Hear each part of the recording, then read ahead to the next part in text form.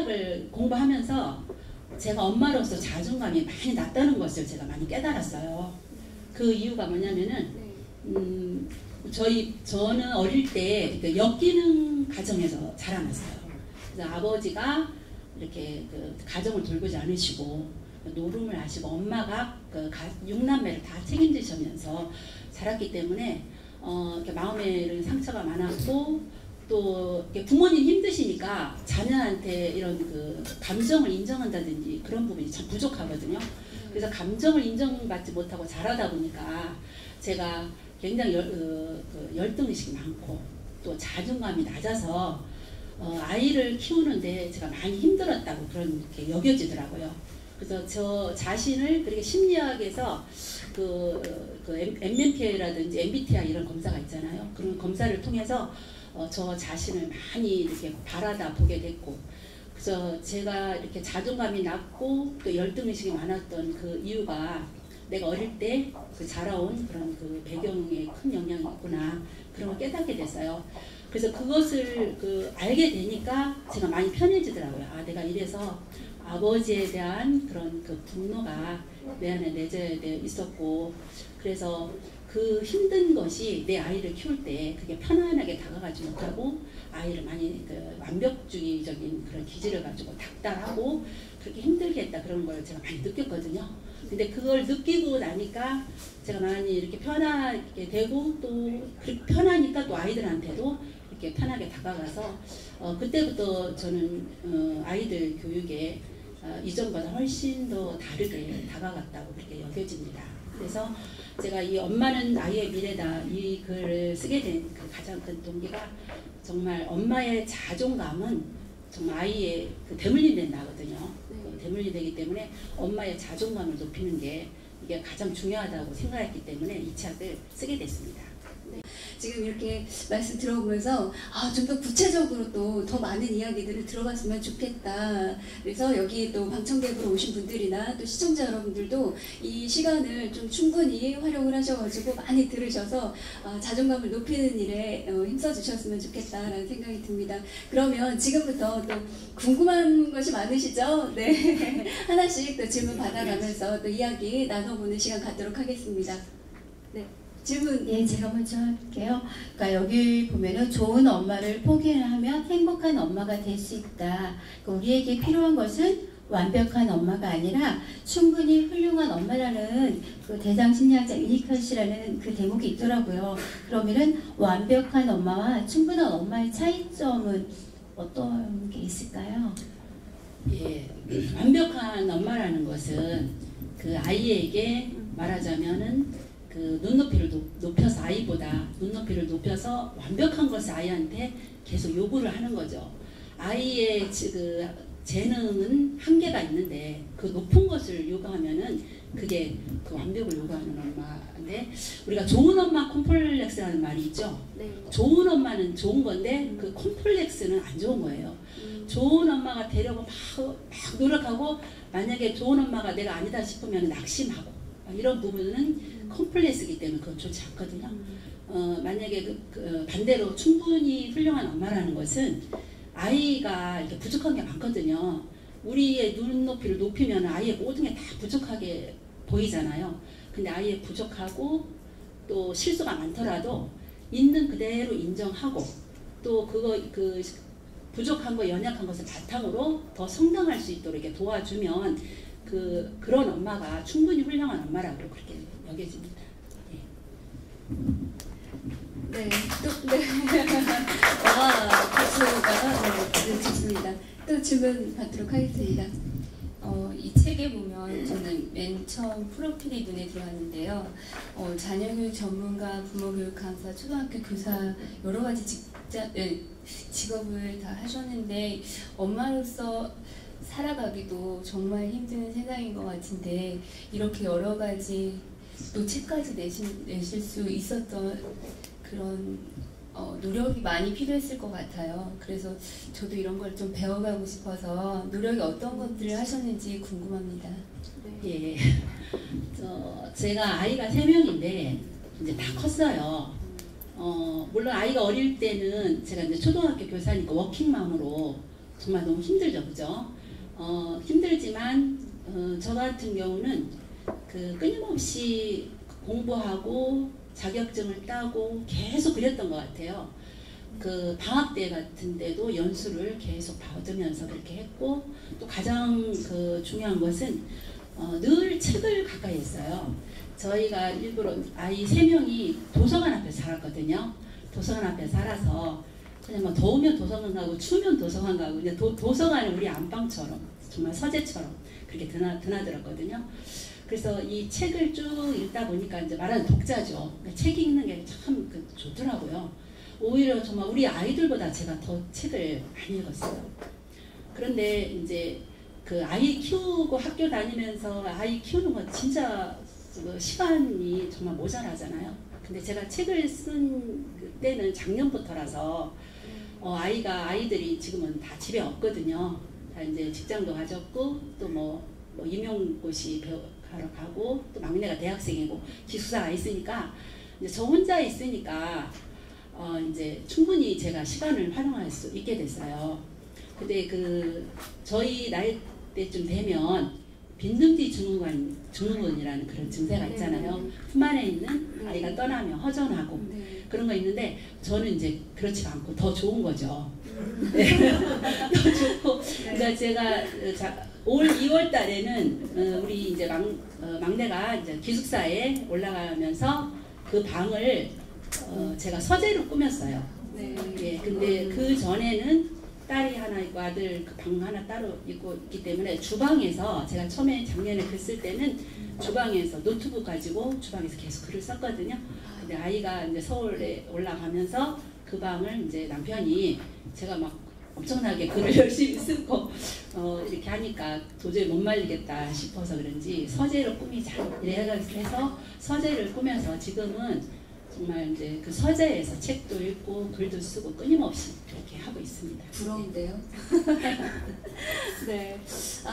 이렇게 들어보니까요. 그 자녀분들께서도 굉장히 자존감이 높을 것 같다라는 생각이 들어요. 사실 좋은 부모가 되려면 뭐 이렇게 많은 것들을 챙겨주고 해야지 된다고 하지만 책에서 말씀하신 것처럼 엄마의 자존감이 올라가야 아이도 더불어 행복해질 수 있다는 말씀을 해주셨었던 것 같은데 아이들이 많이 행복해 하나요? 삶을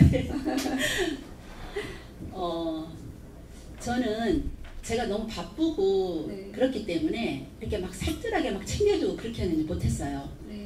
그 대신에 스스로 할 수 있는 건 할 수 있도록 그렇게 항상 그렇게 했습니다. 그리고 그 아이들이 중요한 그런 결정이나 이럴 때 항상 본인 스스로 뭐든지 할 수 있도록 하고 또 본인이 또 선택한 것은 자신이 책임지도록 하고 그래서 이렇게 대화를 통해서 뭐든지 스스로 할 수 있도록 그렇게 했어요.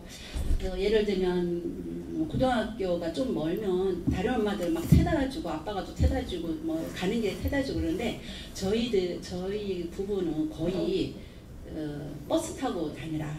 그래서 뭐든지 스스로 할 수 있도록 그래서 자기 그 삶을 본인이 결정하고 책임지도록 그렇게 했기 때문에 제가 생각하기에는 좀 자존감이 높지 않을까 그렇게 생각합니다. 그래서 그 막내는 굉장히 그 소심하고 누나들하고 다르게 좀 기질이 좀 달랐었거든요. 그런데 이제 그 아이는 또 이렇게 그 칭찬해주고 또 이렇게 격려해주면서 그렇게 계속 왔어요. 그러더니 지금 대학생이지만 그 자존감 이런 것들이 많이 좋아졌다고 그렇게 생각돼요. 네, 제가 개인적으로 궁금해서 말씀했고 또 질문들 있으신가요? 예. 저는 개인적으로 이제 상담이나 사회복지 쪽에 관심이 많고 공부도 많이 하고 있고요. 그리고 이 책을 읽으면서 이제 한 권에 좀 풀어서 상담에 대한 내용을 많이 기입돼서 일반 사람들이 이제 전공하지 않는 사람들도 이해하기 쉽게 작성하셔가지고 작성해서 저는 참 기분이 좋았습니다. 그다음에 사례에 관련된 내용도 있어가지고 좀 쉽게 적용할 수 있고 주로 학생들, 저학년들 좀 중간중간 있어가지고 아이를 키우는 입장의 부모님들은 좀 참고서가 되지 않을까 하는 생각도 들었습니다. 사실은 저는 이제 엄마는 아이 미르다 그랬는데 저는 아빠거든요. 네, 그래서 책의 전반적으로 내용을 쭉 보니까 책 제목에서는 사실 이제 반감이 좀 있었습니다. 네. 아빠인데 나는. 그런데 이제 중간 책을 쓰셨을 때 남편께서도 분명히 이제 육아나 잘 하셨을 텐데 예. 책 제목 가지고 뭐 말씀하시지는 않으셨는지 좀 궁금하고요. 네. 그다음에 사실은 아빠의 중요성은 요즘 시대에 더 그러니까 엄마가 중요하다, 아빠가 중요하다는 하는 건 없지만 아빠의 중요성이나 미친 영향에 대해서 한번 생각해 보신 적이 있는지 하고요. 물론 이제 책의 후반부에 보시면 부모라는 단어가 계속 이제 나옵니다. 그래서 네. 그 아빠의 중요성, 남자의 대표는 아니고요, 아빠의 대표는 아니지만 좀 말씀해 주시면 감사하겠습니다. 예. 저 개인적으로는 그 엄마보다 사실 아빠가 정말 중요하다고 그렇게 이제 생각이 됩니다. 그런데 일단 제가 그 책을 쓰기 시작하니까 그 엄마와 또 가장 시간을 많이 보내고 가까이 있기 때문에 또 많은 영향을 미치기 때문에 일단은 엄마는 아이의 미래다 이렇게 정했는데 제가 또 나올 책이 또 있거든요. 혹시 그 제목이?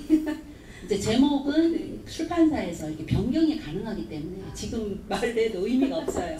그래서 이런 이 책도 엄마의 자존감이 아이의 미래를 결정한다. 제가 제목을 이렇게 보냈는데 이렇게 엄마는 아이의 미래다 이렇게 제목이 바뀌어 나왔기 때문에 이렇게 되는데 사실은 저희 남편은 그런 얘기는 안 하시긴 했어요. 왜 아빠는 아이의 미래다 아니냐고 그렇게 말은 하진 않았는데 이 책은 계속 읽고 계시거든요. 그런데 그 유대 교육에 보면 진짜 아빠 역할이 정말 중요하거든요. 그죠? 그래서 잠자기 전에 아빠가 아이한테 계속 책 읽어주고 아빠가 거기다 그렇게 하거든요. 그래서 저도 사실은 그 유대인 교육에 대해서 굉장히 많이 관심이 있고 유대인 교육에 대한 책도 이렇게 읽고 하는데 진짜 아빠가 정말 중요하다고 생각하고 이렇게 관심을 가지신 이 아빠는 정말 훌륭하다고 생각합니다. 그래서 우리 대한민국의 그 아빠들은 사실은 그 교육을 그 엄마한테 맡기는 경향이 많잖아요, 그죠? 지금 뭐 좀 젊은 엄마들은 좀 다르겠지만 그래서 아빠가 정말 중요하다는 것은 제가 동의합니다. 네. 네, 또 질문 있으신가요?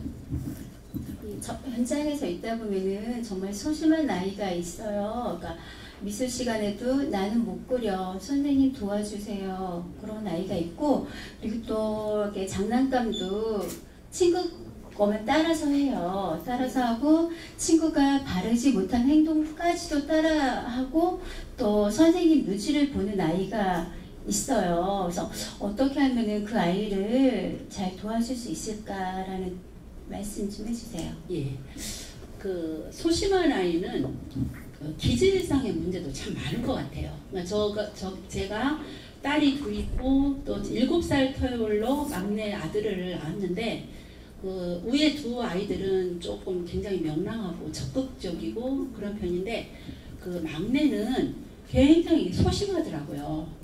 굉장히 마음이 약하고 조그만 일에 울고 그러더라고요. 그리고 이제 또 학교를 들어갔는데 초등학교 2학년 때 저랑 같은 학교를 근무를 했어요. 그런데 우리 아들이 공부를 거의 꼴찌를 하더라고요. 뭐 빵점, 10점 거의 계속 꼴찌를 하고 이래요. 그런데 처음에는 아무렇지도 않게 엄마 나 오늘 10점 맞았어, 뭐 받아쓰기 20점 맞았어 이렇게 하더니 어느 날은 막 울면서 들어오더라고요. 엄마 왜 나는 공부를 못해? 친구들이 나를 다 바보라고 한단 말이야 하면서 막 울고 들어오더라고요. 네. 예, 그래서 그때부터 조금 뭐 이렇게 가르쳐 봐도 굉장히 좀 늦었어요. 그리고 조금만 일해도 이게 삐지고 그런 적이 굉장히 많았거든요. 말하기 굉장히 눈치고 좀 소심해요. 내가 하셨겠네요. 예. 근데 이렇게 소심한 아이는 네. 절대로 이렇게 다그치거나 또 아이한테 이 바보야 하면서 그런 것도 몰라 이런 부정적인 말을 절대로 하면 안 됩니다. 그 다음에 실수를 많이 하잖아요, 아이들은. 근데 실수를 할 때 실수해도 괜찮다고 말해야 돼요. 그냥 우리들도 실수하잖아요. 괜찮다. 엄마도 실수한 적 있어. 네. 실수해도 괜찮으니까 그러면 어떻게 하면 더 잘할 수 있을까? 이렇게 이야기하면서 그 실수를 부끄럽지 않게 생각하도록 그렇게 해야 됩니다. 네. 근데 사실 그거 쉽지 않잖아요, 그렇죠? 이제 내 아이가 막 뭐든 공부도 잘하고 운동도 잘하고 뭐 예능도 잘하고 다 잘했으면 좋겠는 그런 엄마의 욕심이 있는데 그 욕심이 사실 뭔가 하나가 뭐 10점 맞았는데 괜찮아 잘할 수 있어 이렇게 이야기하는 엄마는 세상에 좀 쉽지 않을 것 같아요. 그럴 때라도 아이한테 칭찬을 해주는 마음을 갖기 위한 진짜 엄청난 인내와 뭐 이런 마음이 있지 않으면 안 될 것 같은데. 네, 제가 만약에 그 첫애가 네. 10점, 20점 맞았으면 엄청 뭐라고 했을 것 같아요. 근데 네. 이제 이 아이는 좀 막둥이고 늦둥이고 그래서 좀 그런 마음도 있었고 또 네. 마침 제가 그때쯤에 심리학을 초등 심리학을 하면서 제가 엄청 이렇게 그럴 때였어요. 네. 그래서 저는 뭐 10점, 10점 맞아도 사실은 그렇게 혼내지 않았어요. 왜냐하면은 뭐 시험은 뭐 초등학교나 뭐 1학년이나 유치원은 그게 큰 네. 영향이 없다고 제가 이렇게 알고 있었기 때문에 그냥 10점 맞으면 지가 우면 저 달래죠. 괜찮아 10점 맞으면 어때? 괜찮아 내가 다음부터 잘하면 돼. 네. 그래서 계속 달래고 또 이제 울면은 또 막 달래면서 뭐 사주면서 네. 그냥 또 조금씩 노력하면 좋아지니까 걱정하지 마라 이러면서 계속 달래면서 이렇게 왔어요. 그런데 이제 다행히도 한 5학년쯤 되니까 네. 이제 공부하고 싶다고 공부가 재밌다고 하더라고요. 한 5학년 때쯤 된 것 같아요. 네. 그 전에는 너무 다행스러운데요. 네, 그 전에는 얘 운동을 시켜볼까 하고 네. 이제 운동하는 데도 데려다 가보고 그랬거든요. 그런데 그때부터 이제 굉장히 열심히 하고 오히려 누나들은 공부를 잘했는데 이 아이가 노력이 누나가 따라갈 수 없을 정도로 네. 엄청나게 이제 노력을 하더라고요. 그래서 그것을 보아서 아이는 좀 빠르게 좀 발전하는 데도 있고 또 성장이 좀 느린 아이도 있거든요. 네. 그래서 엄마의 그 욕심을 네. 버리고 이렇게 눈높이를 낮춰야만이 됩니다. 왜냐하면은 자기 역량이 안 되는 아이를 자꾸 몇 점 맞아라 닥달하면은 더 자존감이 낮아지거든요. 네. 더 할 수 없다는 마음이 더 생기기 때문에 있는 그대로 인정하는 거. 거기서 만약에 20점 맞았는데 30점 맞았다. 그러면은 저는 그렇게 했어요. 우리 아들이 너무 이제 아이가 소심하고 또 막 자기 스스로 막 공부를 못하는 거에 대해서 이렇게 힘들어하고 이래서 계속 괜찮다고 하면서 10점이라도 올리면 막 엄청나게 일부러 칭찬을 계속 했어요. 막 뭐 10점이나 올랐다면서 다음부터 더 잘할 수 있다면서. 근데 그 과정이 쉽지는 않았거든요. 중학교 갈 때는 나가면서도 엄마 오늘 시험 못 보면 어떡하지? 이런 말을 계속 하고 나가요. 그러면 저는 괜찮다 좀 못 봐도 어때? 괜찮다면서 이렇게 달래면서 이제 그렇게 왔어요. 그랬더니 훨씬 더 나중에는 그 효과가 훨씬 좋은 것 같아요. 네. 방법 아셨나요 이제?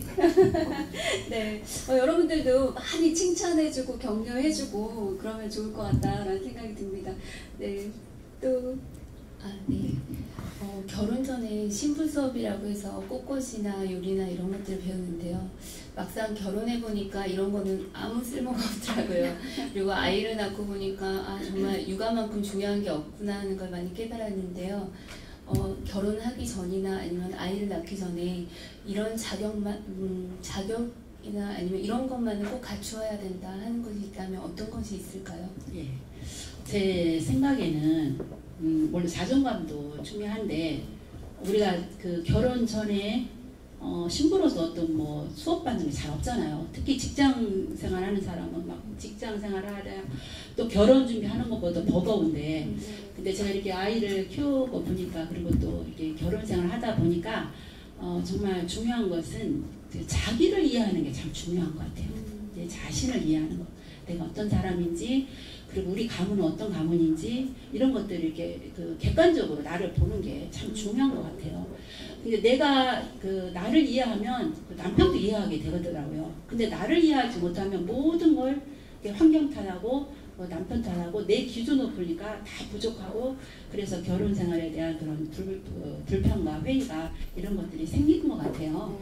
그래서 저도 심리학을 공부하면서 저 자신을 알아가는 걸 많이 했거든요. 그랬더니 제가 굉장히 열등식 또 있지만 완벽주의 그런 강박관념 이런 것들이 저한테 굉장히 많았었거든요.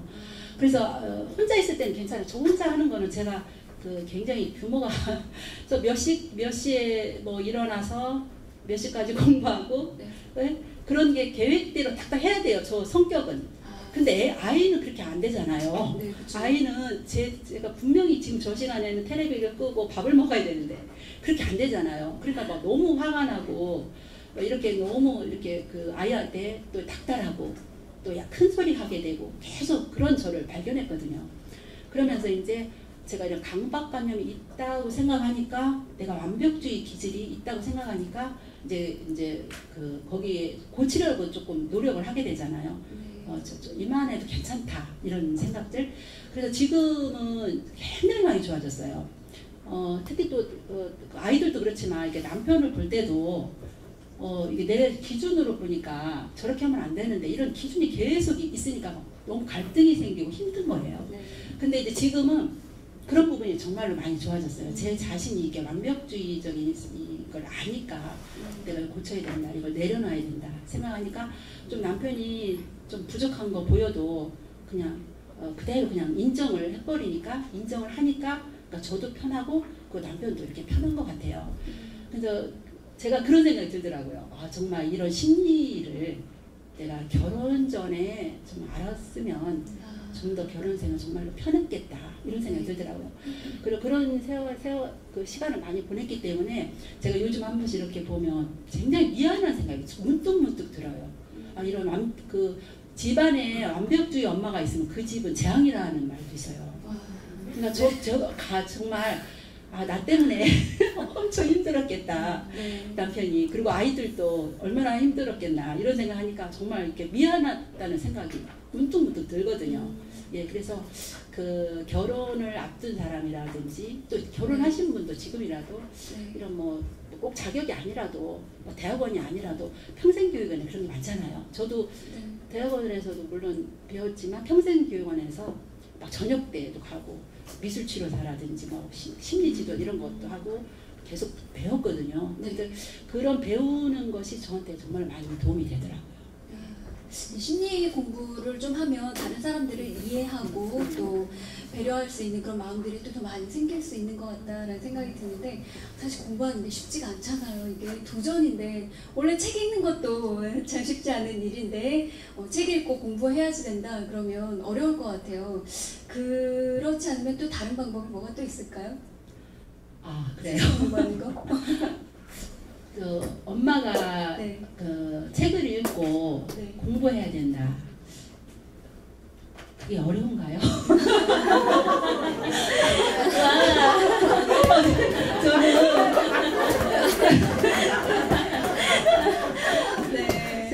이렇게 책 읽고 공부하는 것이 너무 재밌기 때문에 어렵다고 하니까 저는 솔직히 이해가 안 가요. 죄송해요. 제가 죄송하네요.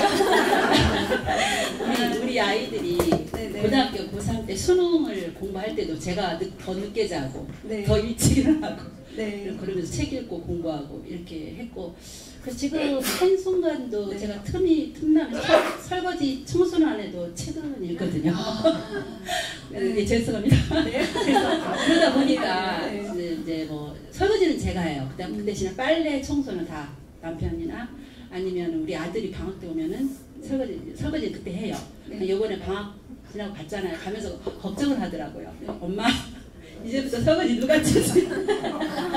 그렇게 가더라고요. 그래서 걱정하지 마. 이제 엄마가 좀 하면 돼. 이렇게 보냈거든요. 그래서 그 엄마가 꼭 엄마도 이렇게 공부를 해야 된다고 생각합니다. 공부하시고 책도 읽으시고 예, 그렇게 해야 된다고 생각합니다. 네, 열심히 공부하겠습니다. 네, 좋습니다. 관련된 질문이 같아요. 사실 제가 질문인데 194쪽을 보면 꿈을 계속 키워가라는 말이 있어요. 그래서 사실은 그거는 이제 저자뿐만 아니라 우리 엄마뿐만 아니라 우리 사회를 살아가는 모든 사람들이 다 포함된다고 생각하는데 그 부분을 읽으면서 제가 스스로 많이 이제 생각하게 됐고 제가 스스로 공부를 하고 있는가 아니면 자기 개발이나 발전을 위해서 노력하고 있는가를 좀 뒤돌아보게 됐습니다. 그러면서도 한편으로는 제 집에 있는 와이프도 자기 발전하도록 좀 길을 열어줬는지, 아니면 아까 이제 설거지는 누가 하고 했는데, 저 나름대로는 저도 세탁하고 빨래를 하고 청소를 도와준다고 하지만 많이 못하는 부분도 있다고 생각도 했었고요. 그런데 사실은 요즘은 많이 좋아졌지만 집에 있는 부인, 와이프의 발전된 모습, 자기보다 좀 더 상향된 지위나 학력을 가진 것에 대해서 아직 거부 반응이 남아있다고 저는 생각을 하고 있어요. 그렇기 때문에 그런 사회를 다시 나간다거나 자기 개발하는 데서 걸림돌이 좀 있다고 아직 저는 느껴져요. 그러니까 여자보다는 남자가 더 배워야 된다, 뭐 이렇게 사상이 아직 남아있는 것 같아서 이런 잘못된 인식을 좀 남아있다고 저는 생각하는데, 제자님의 생각은 어떠신지, 그리고 또 좀 따끔한 실책, 노력해라, 뭐 이런 거. 이제 제가 볼 땐 정말 남녀는 사라진 것 같아요. 좀 부탁드리겠습니다. 예. 남자가 여자보다 더 배워야 된다는 거는 진짜 잘못된 생각이라고 생각합니다. 네. 예. 지금은 100세 시대잖아요. 네. 우리가 뭐 은퇴를 정년퇴직을 해도 우리가 살아갈 날이 너무 많기 때문에 우리가 은퇴한다고 그게 끝이 아니거든요. 사실은 저도 이제 퇴직을 한 거나 마찬가지고 뭐 기간제로 나가기도 하지만 앞으로 살 날이 너무 많아서 분명히 제가 정말 뭘 하고 싶은 마음도 끊임없이 있었고, 근데 이제 책을 읽는 가운데 제가 책 쓰기에 대한 책을 읽었어요. 근데 이제 도서관에 가다 보면 뭐 여러 가지 책을 들려오잖아요. 근데 그 중에 그 책 쓰기의 모든 것이라는 책이 딱 있어서 관심이 있어서 읽었는데, 읽으면서 나도 책을 써볼까? 나도 책을 쓸 수 있겠나? 이런 마음이 딱 들더라고요. 네. 그 책을 읽는 그 생각이 들면서 그 책을 몇 번을 읽었어요. 계속 읽었어요, 그 책을. 그러니까 책 쓰기에 전혀 모르니까, 어떻게 하는지 모르니까 계속 책 쓰기에 대한 그 책을 가지고 다니면서 계속 몇 번을 이렇게 통독을 계속 했거든요. 그러면서 이제 이렇게 책을 써봐야 되겠다 이런 생각이 들었고, 또 뭐 준비를 제가 좀 했어요. 뭐냐면은 신문에 사설 같은 거를 이렇게 옮겨적기 계속 그거 하고, 그 다음에 또 책을 쓰려면 또 블로그를 해야 된대요. 제가 블로그를 한 적 모르는데 그 블로그를 해야 된다길래 또 CD를 3개 주문을 해서 혼자서 독학으로 블로그를 막 하면서 이거 하면서 하는데 진짜 시간 많이 걸리죠.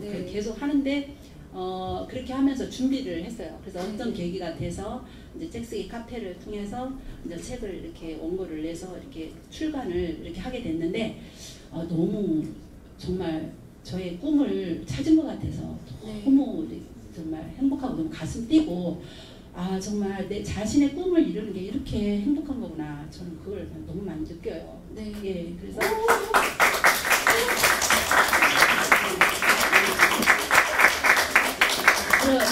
책을 쓰다 보니까 학부형 강연을 학부형 강연들을 종종 나가다 보니까 이렇게 못 만났던 사람들, 또 새로운 사람 만남들이 정말 계속 이어지고, 그러면서 이제 내가 가졌던 거, 내가 경험했던 거, 내가 나눠주고 싶은 것을 같이 공유할 수 있다는 게 너무 행복하고요.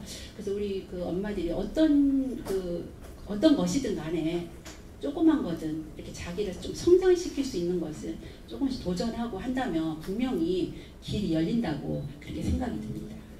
네, 그런 말씀이시고 또 질문 내용이 남자들이 너무나 보수적인 성향을 가지고 있기 때문에 가정을 그러니까 물론 떠난다라는 표현보다는 아무래도 자기 개발에 시간을 투자하게 되면 가정이 소홀해질 수밖에 없거든요. 그랬을 때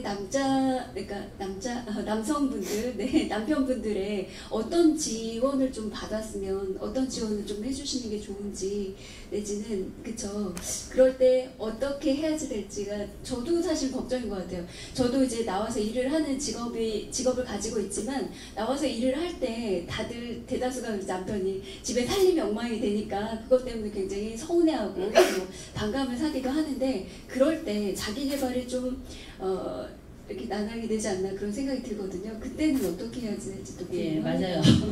아무래도 청소를 아무래도 소홀히 하게 되고, 대신 설거지나 음식은 가능하면 확실하게 하려고 주방에서 하는 일 그렇게 하려고 하는데, 물론 좀 미안할 때도 있어요. 이렇게 나가서 뭘 꼼꼼하게 해야 되는 들어 앉아서 네. 뭐 책 읽고 하니까 네. 그럴 때는 그 좀 제가 이게 미리 얘기를 해요.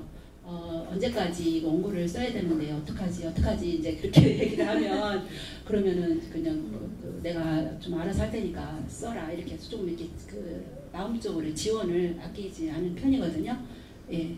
그래서 그 심리적인 지원이 참 중요한 것 같아요. 잘할 수 있다고 하고 해보라고 하고 그런 게 아빠로서 참 중요한 것 같고 그 남자만 성장하라는 법이 없잖아요. 네. 같이 성장, 그렇죠. 부부가 같이 성장하면 좋으니까 그리고 부부가 같이 성장하면 또 아이들도 우리 아이들도 보면서 또 자기도 이제 성장의 그 모델이 되니까 다 좋은 것 같아요.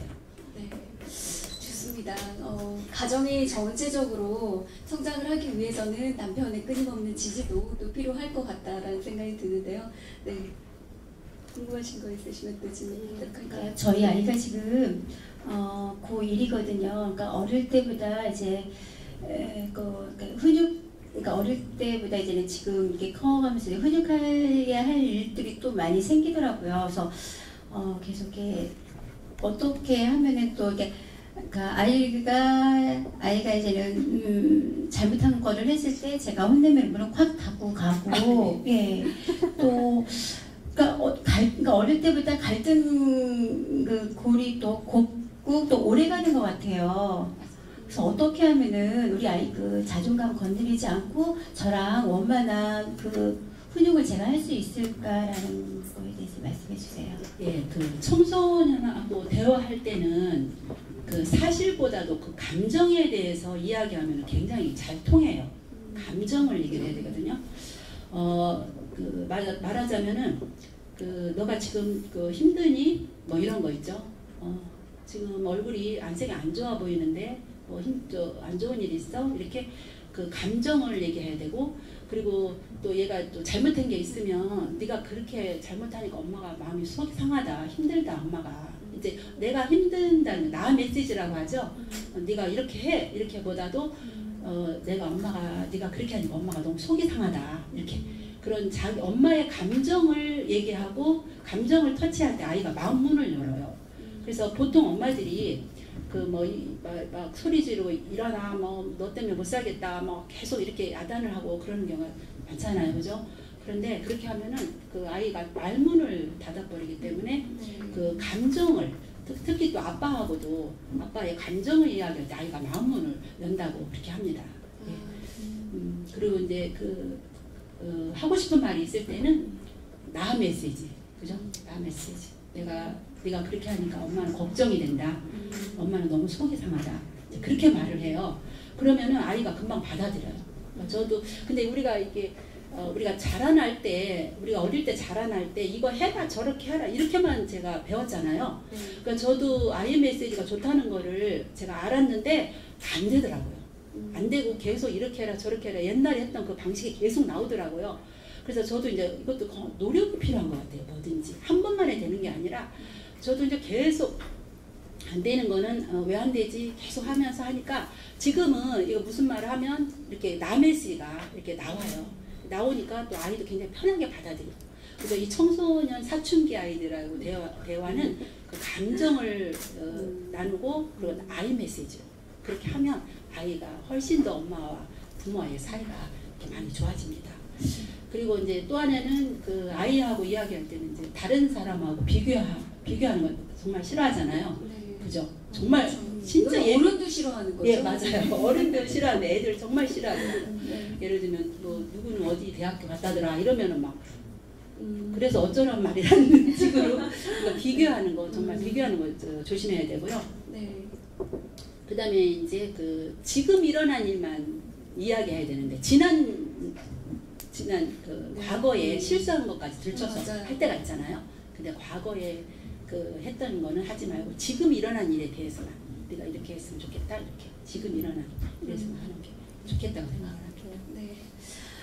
네, 제가 잠깐 말씀을 드리면 이렇게 관계가 좋아지고 사춘기 아이와 소통을 잘하기 위해서는 아이의 마음을 좀 읽기 위해서는 감정 터치가 가장 중요하다는 말씀을 해주셨는데 진짜 정말 중요한 것 같아요. 이거는 엄마도 마찬가지인 것 같아요. 아이도 감정적으로 대립을 할 때가 있는데 그때는 얼마나 또 마음을 열기가 어려워집니까? 한번 이렇게 어긋나면요. 사실 아이가 문을 쾅 닫고 들어가는 순간 일주일 뭐 열흘 이 정도가 아니라 어떨 때는요. 한두 달도 그냥 훅 지나갈 때가 있더라고요. 밥도 같이 안 먹고 그때는 서로 많이 힘들어지는 것 같은데 마음 터치하는 거 아이 메시지로 이야기하는 법에 대해서 말씀하셨는데 참 좋았던 것 같습니다.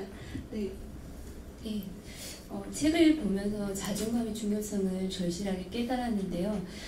아이를 키우는 데 있어서 자존감이 물론 중요하지만 자존감과 함께 더불어 같이 엄마가 더 중요하다고, 그러니까 신경 써주면 좋을 것 같다는 부분이 있다면 어떤 것이 있는지 좀 알려주세요. 아이한테 말이죠. 네. 자존감과 더불어 뭐가 중요할까요? 예, 하여튼 요즘에 학교에서 이렇게 보면 한두 명이다 보니까 굉장히 자기밖에 모르고 그러는 경우가 참 많거든요. 그런데 말하자면 인성이죠, 인성. 그 인간 아이의 됨됨이, 뭐 인사성이라든지 그런 게 참 중요한 것 같아요. 그런데 그런 아이가 이렇게 많지는 않더라고요. 제가 이렇게 학교에서도 보면 또 인사성 바르다든지 또 모더들한테 예의를 지킨다든지 이런 아이들이 그렇게 많지는 않아요. 예전에는 선생님도 굉장히 이렇게 어렵게 생각하고 그랬는데 요즘에는 그런 부분도 많이 좀 줄어든다고 보는데 그 가운데 이렇게 굉장히 인사성 바르고 우더른한테 이렇게 지킬 거 딱 지키고 이런 아이들이 적지만 적으니까 더 이렇게 빛이 나더라고요. 우리 선생님들 사이에도 이렇게 보면 그런 아이들 이렇게 칭찬을 많이 하는데 보통 아이들은 한두 명이다 보니까 또 이제 부모님이 집에서 우냐우냐 하다 보니까 말하자면 천방지축 이런 경우가 참 많거든요. 그래서 우리 아이가 정말 이렇게 인성이 좋은 아이로 이렇게 키우는 거는 참 중요하다고 생각해요.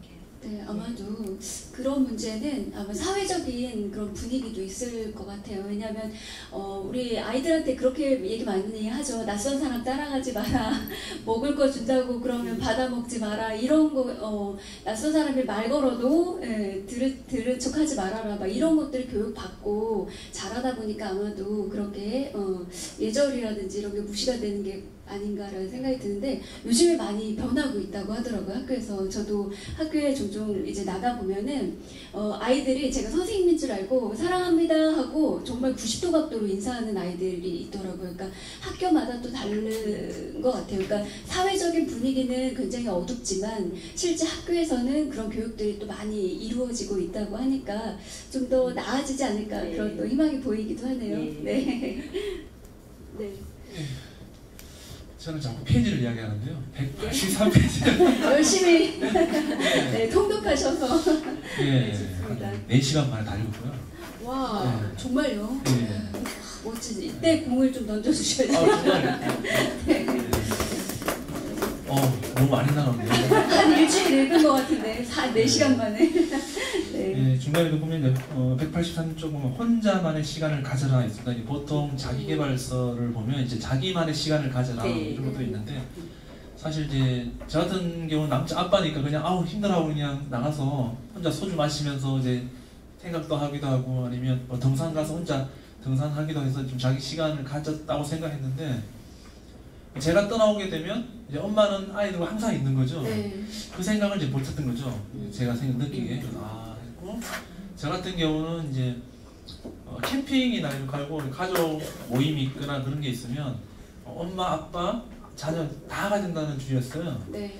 그러다가 이 책을 읽고 이 부분을 읽고 사실 다른 부분에서는 그렇게 감동이 안 왔던 것 같아요. 그러니까 나에 대한 힘을 가지려고 그랬지 엄마에 대한 와이프에 대한 시간을 주기는 제가 좀 각박했다 생각했어요. 그래서 이번에 다음 달 MT를 엄마 빼고 가려고 제가 계획을 하고 있어요. 그래서 그때만의 시간만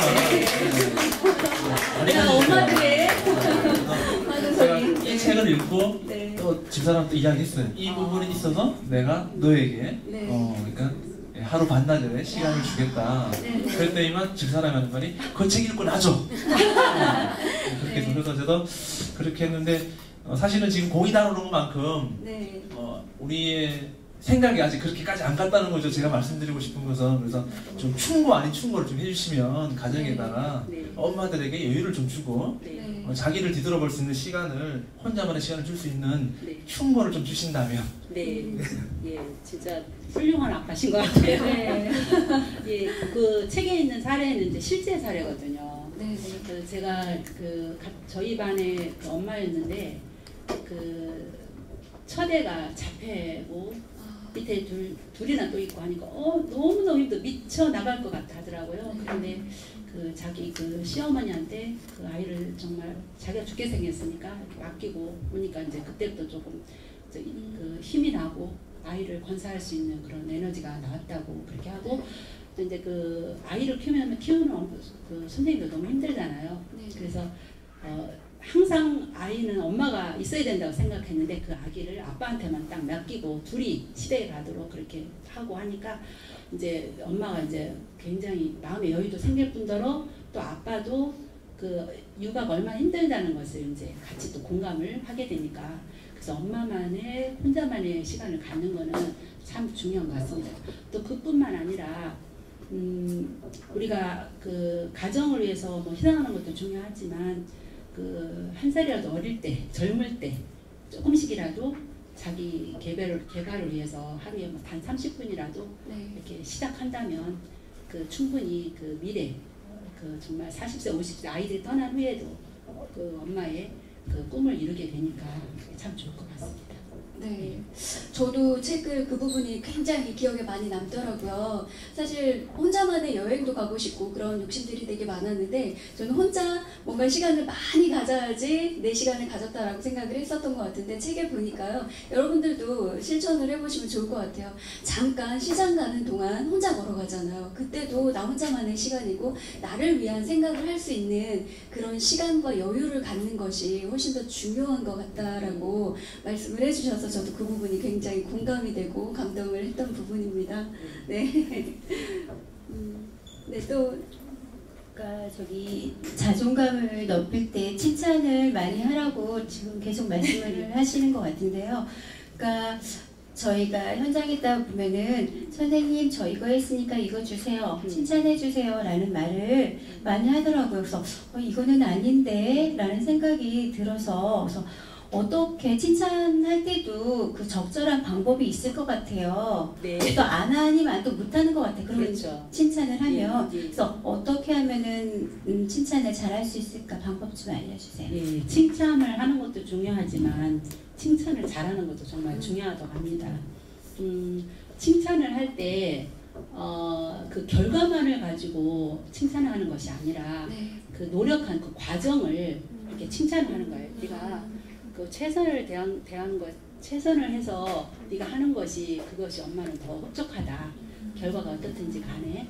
그래서 이 아이가 하는 그 과정을 결과보다도 과정을 칭찬하고 그리고 노력한 것을 노력한 자체를 이렇게 칭찬을 해줘야 돼요. 무조건 잘했다 하면은 아이는 뭐가 잘했는지 모르거든요. 좀 더 구체적으로 표현을 해주라는 말씀이신 거죠? 구체적으로 이렇게 한 것이 잘했다. 이렇게 구체적인 그 행동을 칭찬하되 노력한 거, 그다음에 그 과정을 칭찬하지 그 결과에 대해서 네가 100점 맞은 게 잘한 것이 아니라 네가 열심히 노력한 그거를 칭찬을 하면 아이는 그 결과를 향해서 나가는 것이 아니라 자기한테 주어진 일에 최선을 다하는 걸로 이렇게 가게 되거든요. 그래서 아이를 칭찬할 때는 그 과정을 칭찬하고 노력한 거를 이렇게 칭찬하고 또 구체적으로 어떤 것이 잘했는지 이렇게 그 행동을 구체적으로 지적하면서 칭찬하는 것이 좋다고 합니다. 네. 아, 좋습니다. 그렇게 칭찬하는 방법, 사실 우리끼리 또 칭찬하는 방법이 저 좀 칭찬해줘 보세요. 막 이러면은 칭찬할 만한 게 갑자기 말문이 막히게 되는 경우가 있거든요. 그래서 칭찬하는 방법에 대해서도 또 구체적으로 들어보는데 책에 보니까 이런 말씀 써 있으시더라고요. 뭐 소심한 아이다 그랬을 때는 뭐 말을 바꿔보라고 말씀을 하셨던 것 같은데 소심한 아이한테 뭐라고 얘기를 해주면 칭찬이 될까요? 예, 그 아이의 단점을 보면 또 반대로 보면 장점이 될 수 있잖아요. 네. 근데 아이가 소심하다 하면은 그 아이가 조금 더 신중하다고 할 수 있거든요. 아, 네. 그죠? 신중하다 할 수 있고 네. 그리고 아이가 너무 산만하잖아요. 네. 그 산만하다는 아이가 지금 호기심이 많고 건강하다는 그런 증거거든요. 네. 그 에디슨 있잖아요. 네네. 그 에디슨은 지금 말하자면 ADHD거든요. 엄청나게 산만한 아이였고 네네. 학교에서도 늘 선생님한테 야단만 맞고 1 더하기 1은 왜 2입니까? 3이나 4가 되면 안 됩니까? 막 따지다가 네. 결국에는 1학년 때 자퇴했잖아요. 네. 그래서 엄마가 이렇게 키웠는데 엄마는 그 에디슨이 산만한 것을 산만하다고 생각하지 않고 굉장히 호기심이 많다고 생각해서 아이를 계속해서 엄마가 공부 가르치면서 지원을 해줬거든요. 그래서 에디슨이 발명왕이 됐어요. 네. 그죠? 그래서 그 스필버그도 마찬가지입니다. 스필버그도 그 영화 광해에서 학교도 안 가고 영화 찍는다고 학교도 안 가면 그 부모님은 학교 안 간다고 야단 안 쳤거든요. 네. 하라는 대로 다 하라고 그랬어요. 그래서 그 꼭 아이의 단점이나 이런 약점이 꼭 그거 반대로 보면 그게 장점이 될 수 있기 때문에 그 우리가 이 보는 그 부모의 관점이 네. 어떻게 보느냐가 이렇게 굉장히 중요하다고 그렇게 생각이 듭니다. 네, 이 부정적인 언어를 긍정적으로 이렇게 바꿔주는 거가 되는 것 같네요. 뭐 소심하다 그러면 굉장히 세심한 아이다, 뭐 이렇게 산만한 아이다 그러면 우리가 진짜로 얘가 정말 산만하고 안 좋아 보이잖아요. 근데 또 거기에다가 이게 호기심이 많은 아이다라고 표현을 해주시니까 이 말만 바꿔도 정말 긍정적인 좋은 아이로 바뀌게 되는 것 같다라는 생각이 드네요.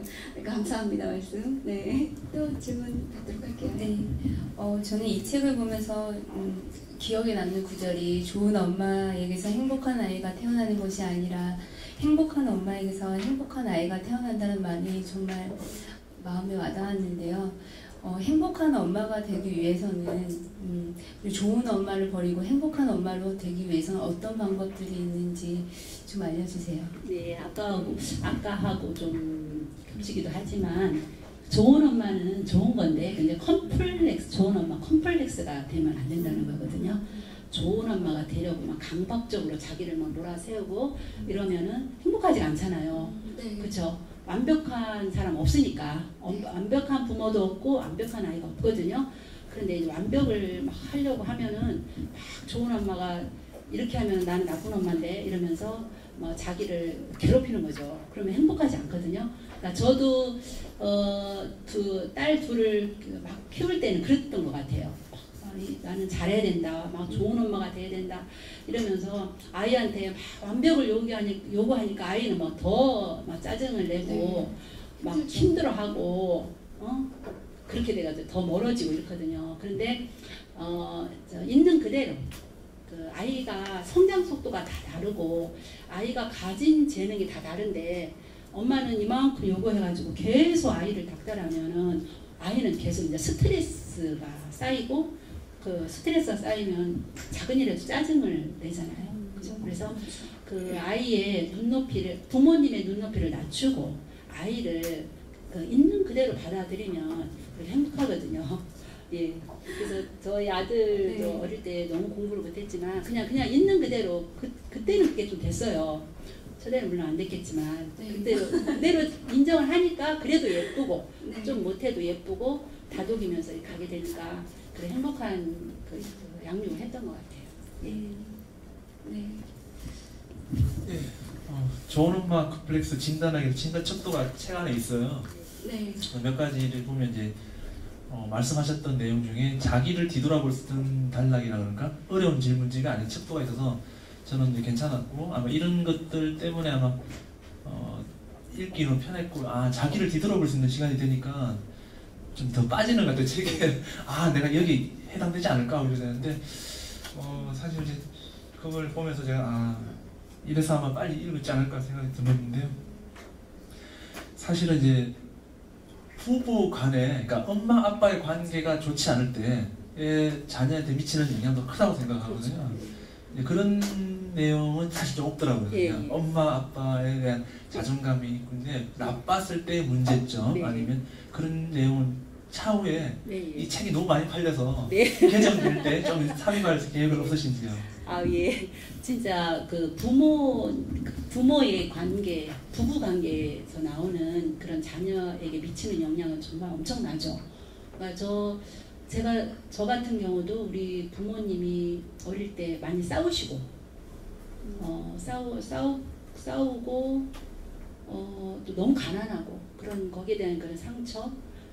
그래서 이렇게 내가 자존감이 엄청 낮았었거든요. 그 감정 지지를 받지 못하고 자라니까 엄청 그 열등감도 많고 자존감이 낮았는데, 말하자면 부부가 서로 갈등이 많고 싸우고 이러면은 우리 자녀들에게 미치는 영향은 엄청나거든요. 예. 그래서 사실은 그 부부가 정말 이렇게 다 자존감이 높아서 아이를 품을 수 있다면은 정말 최고의 아이가 나오리라고 생각하거든요.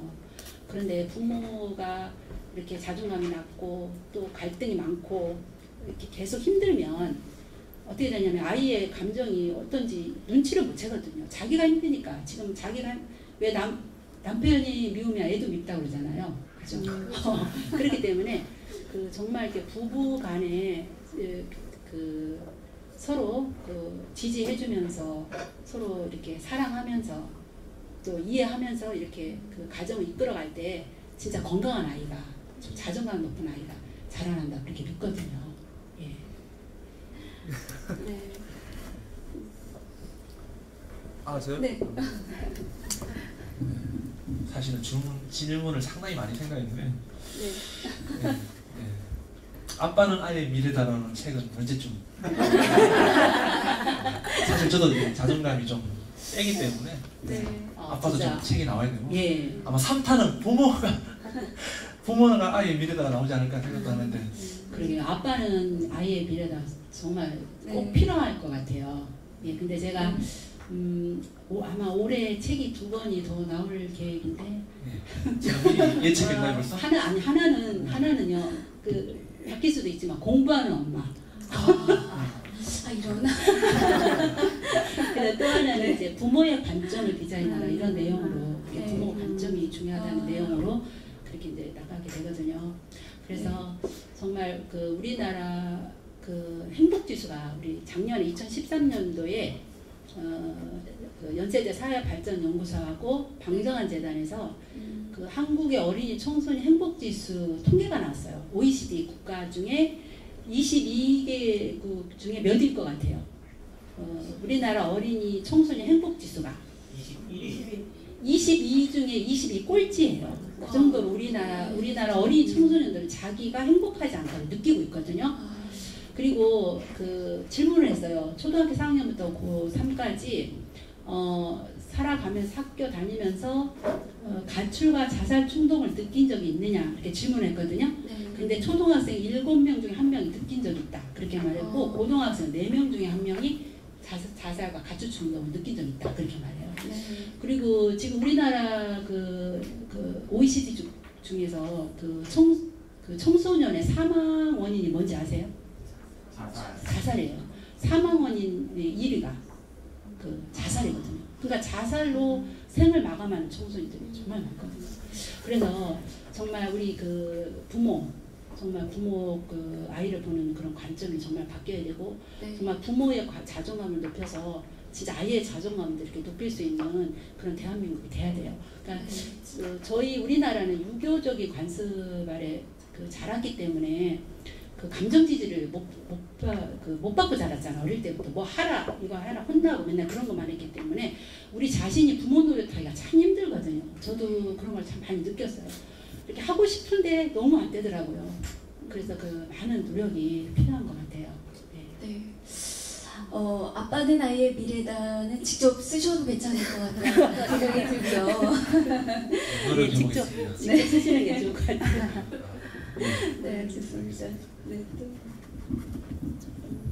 현장에서 있었던 일이거든요. 그러니까 두 아이의 엄마인데 그러니까 책도 많이 보시는 엄마예요. 엄마고 또 뭐 다른 엄마하고 비교하지 다른 아이들을 그러니까 자녀 비교하지 않고 정말 잘 기르고 있고 제가 칭찬도 많이 해줬던 엄마거든요. 근데 어느 날 오더니 막 우는 거예요. 저한테. 저 깜짝 놀랐어요. 그래서 왜 우냐 그랬더니 저는 내 자녀한테 너무너무 잘하고 있는 것 같은데 그 친정 엄마 시어머니한테는 그 아이가 첫 손자예요. 그러면서 내가 아무리 사랑을 줘도 애는 엄마는 나는 싫어해.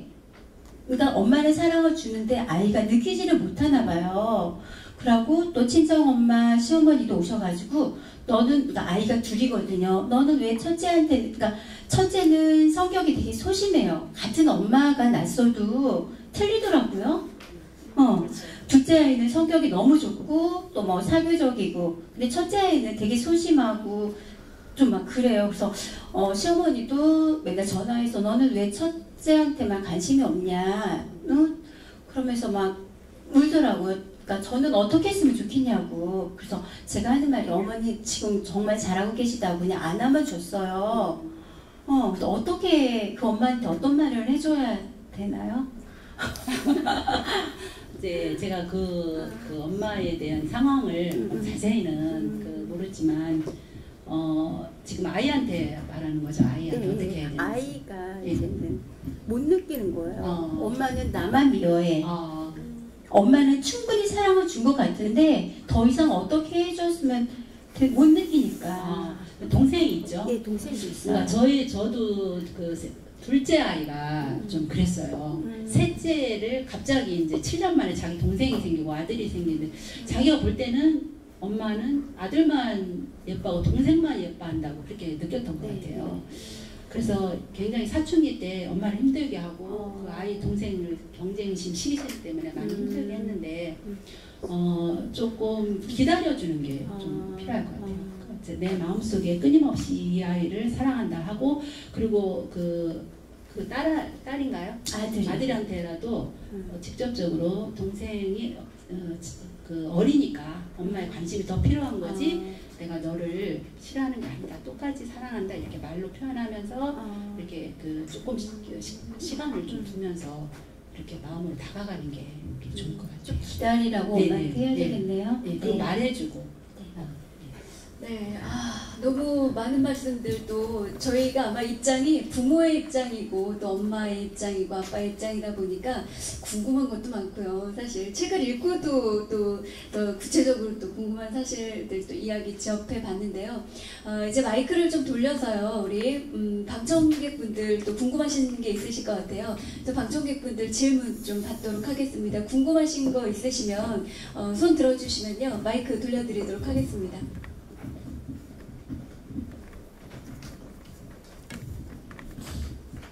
저희는 중학교 2학년하고 고등학교 1학년 아이가 있는데요.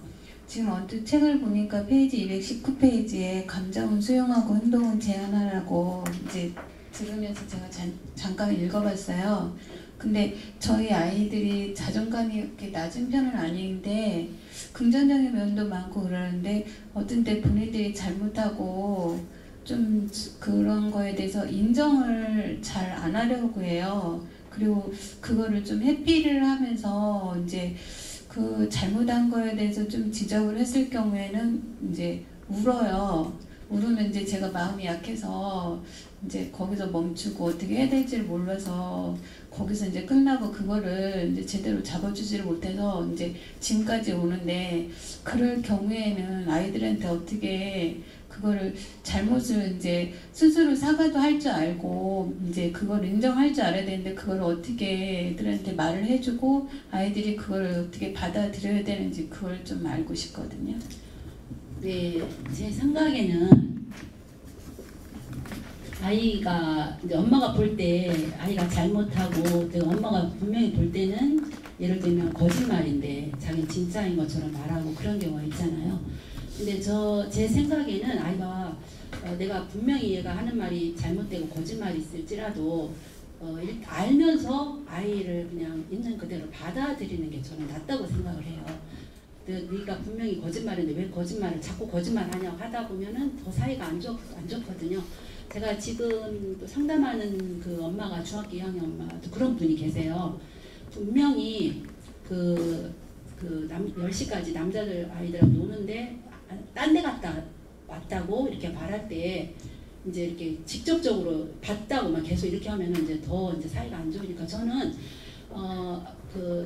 잘못된 것이 있고 거짓말인지 알지라도 일단은 알면서 이렇게 속는 건 괜찮거든요. 그래서 이 사춘기 아들은 좀 믿고 혹시 잘못하고 거짓말 하더라도 그냥 믿고 그 한 말을 그냥 그대로 수용하면서 이렇게 천천히 조금씩 그 엄마가 그 자녀에게 관심을 주고 너를 위해서 지금 기다리고 있다는 그런 그 메시지를 직접적이 아니더라도 마음적으로 이렇게 조금 힘들더라도 그렇게 가는 게 사춘기 아이들하고는 그게 더 나을 것 같더라고요. 그렇지 않을 경우는 계속 많이 싸우고 제가 이렇게 보면 사춘기 엄마하고 아이하고 싸우는 경우가 굉장히 많더라고요. 예, 싸우는 게 굉장히 많은데 일단은 좀 마음에 안 들고 알더라도 이게 조금 이 아이는 그대로를 좀 받아들이고 거짓말 하더라도 그냥 받아들이고 조금 그 인내심을 가지고 이렇게 기다리는 게 더 나을 것 같아요. 제 생각에. 거기에 제 어렸을 때인데요. 저도 중학교 때 사춘기 때인데 제가 엄마 몰래 롤러스케이트장을 갔어요. 근데 엄마가 거기를 찾아온 거예요. 근데 진짜 혼날 것 같아. 나오라고 그래서 끌려간다는 심정으로 딱 갔거든요. 근데 집에 갔는데 엄마 첫 마디가 재밌니? 그러시는 거예요. 그러더니 저도 그 말이 잊혀지지 않는 거예요. 너 타는 거 보니까 엄마도 타고 싶더라. 그 말 때문에 죄송해요 거짓말해서 이렇게 이야기를 했더니 다음엔 갈 때는 엄마한테 솔직하게 얘기해주면 엄마 보내줄게 라고 해서 그 다음부터는 거짓말을 안 하게 되더라고요. 근데 딴 친구들은 끌려와서 이 시계에 맞고 또 네, 그랬던 경험을 이야기했는데 이해해주는 게 훨씬 더 좋을 것 같다라는 생각이 듭니다. 네, 또 질문 하나 더 받아보도록 할까요? 네, 감사합니다. 예. 저는 이제 방과 후 교사를 하면서 그 시골에 있는 이라든지 아니면 좀 약간 소외된 도시가 아니고 그런 데서 방과 후 교사를 했었습니다. 하면서 좀 편부모 가진 아이들이 굉장히 많은데 저도 이렇게 티를 안 난다고 해도 어쩔 수 없이 이렇게 좀 이렇게 물어보기도 하고 그 친구들이 답을 주는데 오늘 한 친구가 저한테 그러더라고요. 선생님, 저희한테 동정하지 마세요. 이런 메시지를 딱 주더라고요. 너무 그때 당시로는 충격이 컸고 진짜 그런 형태의 자존감이 난 상태에서 이렇게 반항하는 친구들이라든지 그런 친구들한테는 어떤 메시지라든지 아니면은 제가 어떻게 할 수 있는지 좀 선생님께 의견 좀 물어보고 싶습니다. 말하자면은 자존감이 낮은 아이를 어떻게 대하느냐 그런 말씀이죠. 예. 그 아까도 이렇게 말했지만 그 아이의 그런 그 감정을 그대로 인정을 해야 되는데 지금 아이가 이제 위축될 수 있잖아요, 그죠? 환경적으로 편부모니까. 그런데 그 너무 이렇게 그 직접적으로 하면은 아이가 상처를 받으니까 그냥 다른 아이와 다름없이 그렇게 대해주는 게 그 아이의 자존감을 위해서 더 나을 것 같다는 그런 생각이 들거든요. 네, 우리가 이렇게 다른 시각으로 보게 되면은 아무래도 본인들이 더 많이 느낄 수 있기 때문에 같은 시각으로 문제가 없는 걸로 이렇게 봐주는 것이 훨씬 더 아이한테는 더 좋지 않을까 그런 말씀이신 거죠? 네, 좋습니다. 네, 여기까지 우리 함께 했는데요. 자, 너무나 좋은 말씀 많이 해주셨죠. 궁금했던 것도 그렇고 책도 통해서 많은 이야기들도 들어보시면 좋을 것 같습니다. 저도 책을 읽으면서요. 엄마는 아이의 미래다라는 책 속에 이런 말이 있더라고요. 당신은 이미 좋은 엄마입니다 라는 말을 딱 그 말이요.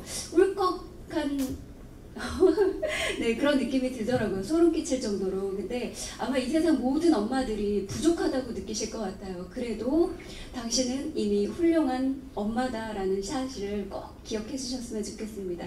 자, 여기까지 마무리하도록 하고요. 그동안 수고해 주셨는데 너무 감사드리고요. 감사합니다. 네, 한 1, 2분 정도 마무리하실 수 있는 좀 시간을 좀 드리도록 하겠습니다. 네. 예, 그 어머님들 또 아버님들 그 아이의 있는 그대로 받아들이고 또 나의 모습도 부족하다고 생각하지 말고 나의 있는 그 부족한 모습 그대로 자신을 사랑하고 그래서 자존감 높은 부모가 되셔서 또 우리 아이를 자존감 높은 훌륭한 아이로 키웠으면 하는 그런 바람입니다. 감사합니다.